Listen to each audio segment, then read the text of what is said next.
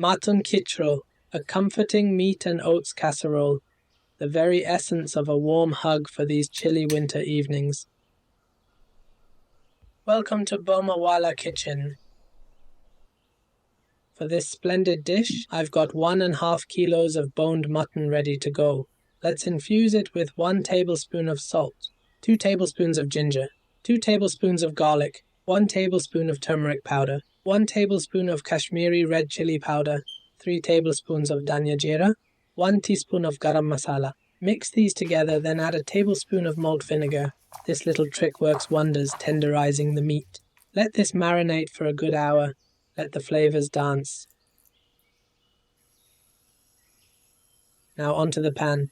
Heat up 1/2 cup of oil. Add in 2 chopped onions and fry them till they turn translucent. Halfway through, let's introduce a heaped tablespoon of ghee. Trust me, this makes all the difference. Brings that luxurious richness to the dish.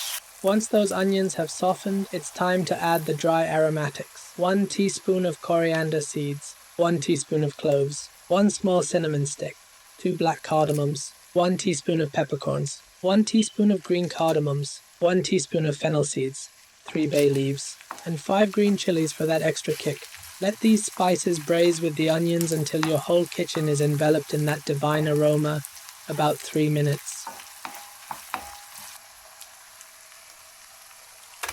Now, add in the marinated meat and fry it for a good 5 minutes until it takes on a delightful color.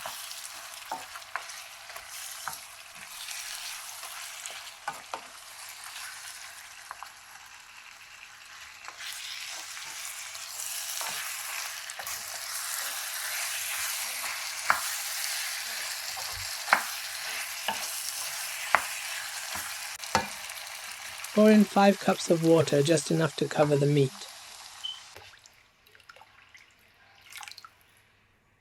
Bring it to a boil, cover it up, lower the heat, and let it simmer for 2 hours. It's mutton, you know. If you're using lamb, an hour should suffice. Now let's whip up those crispy fried onions for garnishing. In a small pan, mix 1 tablespoon of ghee with 3 tablespoons of oil. Fry those sliced onions until they're a gorgeous golden hue.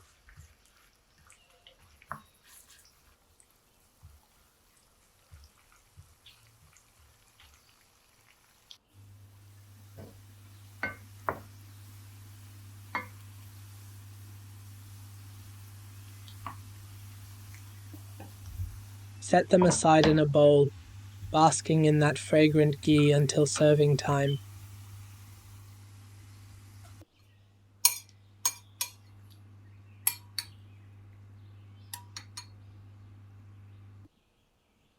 Back to the Kitchro.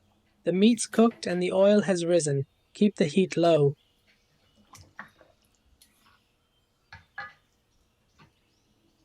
It's time to add 1.5 cups of flaked oats. Brace yourself. This part requires some elbow grease.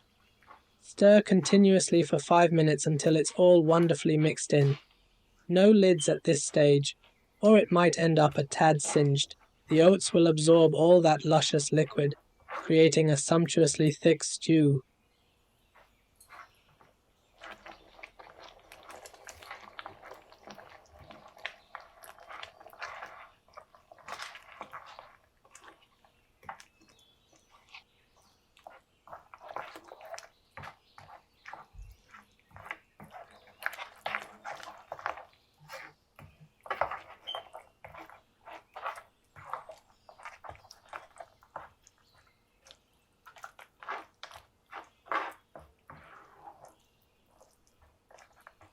Now here's where you adjust the consistency to your liking.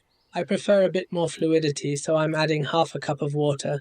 Feel free to keep it hearty or make it a tad thinner.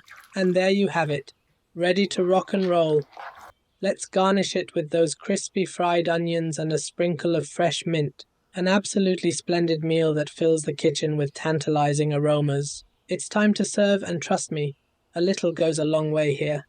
The meat is incredibly tender, simply falling off the bone.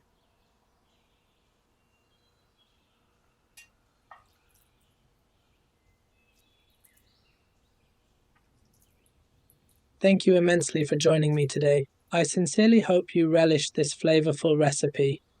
If you did, a humble request to consider giving the video a thumbs up and sharing it. And hey, perhaps a subscription to the channel wouldn't go amiss. Until next time, cheers and happy cooking.